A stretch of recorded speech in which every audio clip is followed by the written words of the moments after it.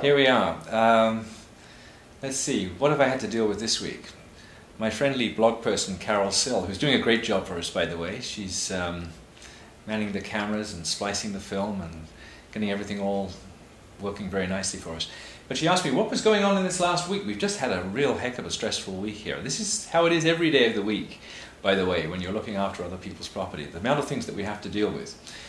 Well, last week we had to evict a tenant, an unpleasant job that we don't have to do very often, but we were called up in the middle of the night and advised that there was a man running from an apartment. This is an expensive apartment, by the way, in the $2,000 or $3,000 a month range, running through the apartment naked with blood running down from his head.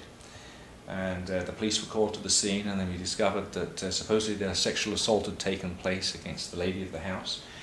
And then after that we find that the police have investigated, and weapons have been found at the scene that weren't supposed to be there. So this was just cause for us to evict the person. We've then had a tenant skip out who hasn't paid his rent because he felt that it was an old warehouse building in Gastown, and that there was leakage, and he should have had free rent for it, etc., etc. We couldn't see a lot of the water, unfortunately. We did admit that there was a problem. We did try to do our best, but to resolve it with so many different people involved, engineers and renovation companies, and etc., etc. Anyway, he skipped, and we had to go to an arbitration over it. Always a fun experience. And we got all the way out to the arbitration on Kingsway in Burnaby, which is quite a long drive from here, and the worst part of it is the traffic. We're all set for a 2 o'clock hearing, had all of our papers in order, stacks of things duplicated that we have to have for these things, only to find that the tenant withdrew his application to have an arbitration, and then the government bureaucrat that was there advised me that they had no obligation to advise us that the meeting was cancelled. That was up to the tenant. I've never heard anything quite so silly in all my life. Here we went all the way from Vancouver to Burnaby to be told by an individual that they didn't have an obligation to advise us there wasn't going to be a hearing in the first place. I've never heard of anything like that. We try to stay away from arbitrations as much as we possibly can. It's a very difficult situation to win at, and well, I better not say who I feel it's in favour of, but at any event, it's not a very easy, never a very easy proposition to win in an arbitration, because there's so many unquestionables, imponderables that can come up. Let's see. Of course, we've just had the first of the month. That's always a fun time at Downtown Suites. We've been chasing up the stragglers, making sure that they come in with their rent. And since we've had such a buoyant market, we've been sending out a lot of rent increases, so getting the accounting department organised with all the new rents. This year we're allowed to charge an extra 4%, and so we've been giving 4% increases to most of the tenants that have been in for a long time, because their rents are now becoming below market as we've got such a strong market.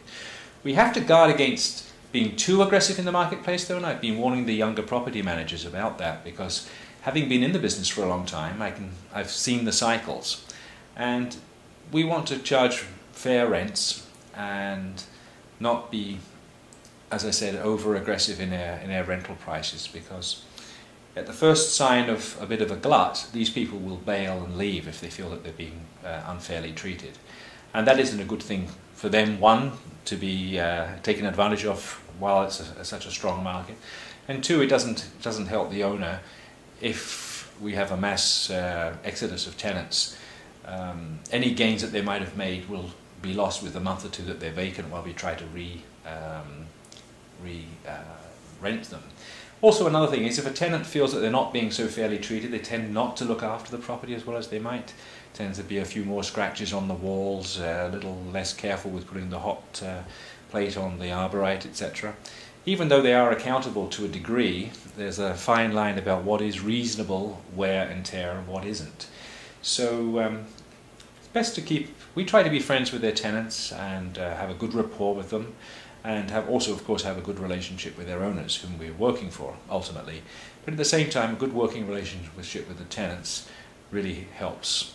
And it makes their life a lot simpler. But nevertheless, there's always one or two every month who come through the cracks. As I say, it's lost keys. We've had several of those. You know, I've been out partying and I dropped my keys. Please come and let me in. Well, sorry, we don't do that.